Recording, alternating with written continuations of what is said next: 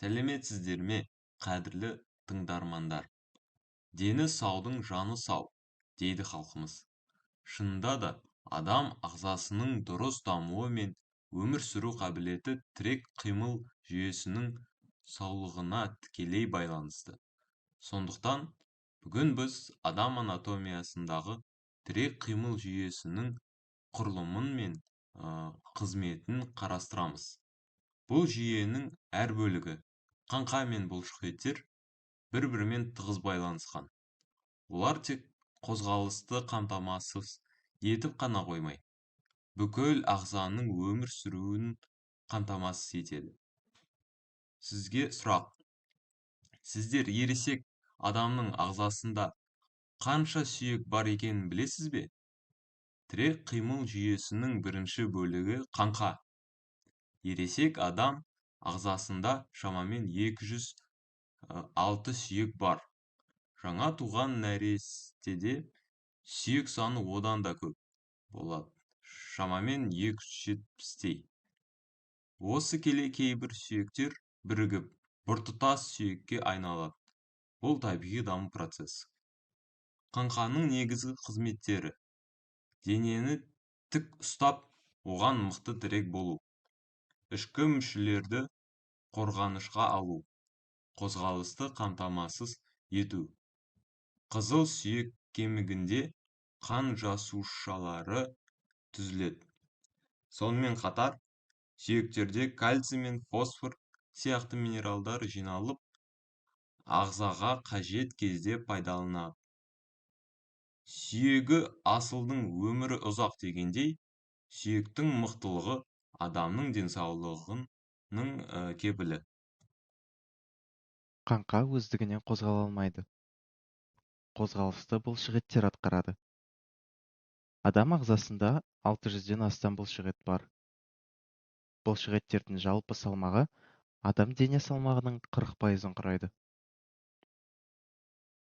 Бұлшықеттердің негізгі қызметтері: қозғалысты қамтамасыз ету, денені белгілі бір қалыпта ұстау, жылу өндіру.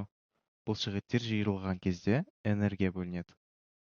Ішкі мүшелерінің жұмысын қамтамасыз ету. Мысалы, жүрек бұлшықеті қан айдайды, асқазан бұлшықеттері тағамды қорытады. Бұлшықеттер сүйекке сіңірлер арқылы бекиді. Олар жүйке жүйесінен келген пәрмен бойынша жиырылады, немесе босаңсиды. Нәтижесінде біз жүреміз, жүгіреміз, секіреміз, еңкейміз және түрлі әрекеттерді орындаймыз. Қазақта қозғалыс өмір өзегі деген нақыл бар. Шынында да қозғалыссыз өмір сүру мүмкін емес.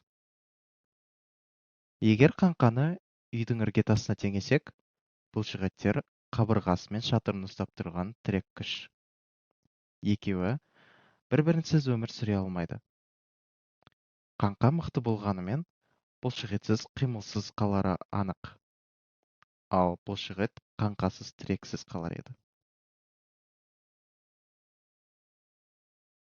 Құрметті тыңдармандар, біз бүгін адам ағзасының тірек қимыл жүйесі туралы әңгімеледік. Қаңқа мықты қорғаныш әрі тірек. Бұлшықет қозғалыстың негізгі күші.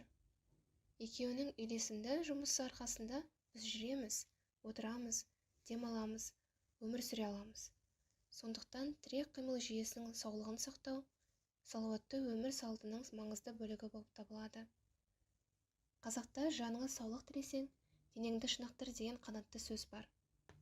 Біріншісі, дұрыс тамақтану. Сүйектерге қажетті кальций, Д дәрумені, фосфорға бай тағамдарды жеу. Екіншісі, спортпен шұғылдану. Күнделікті жаттығу жасап, бұлшықеттерді шынықтыру. Ал үшіншісі, денені дұрыс ұстау. Омыртқа мен буындардың саулығына мән беру. Дұрыс отыру, дұрыс жүру.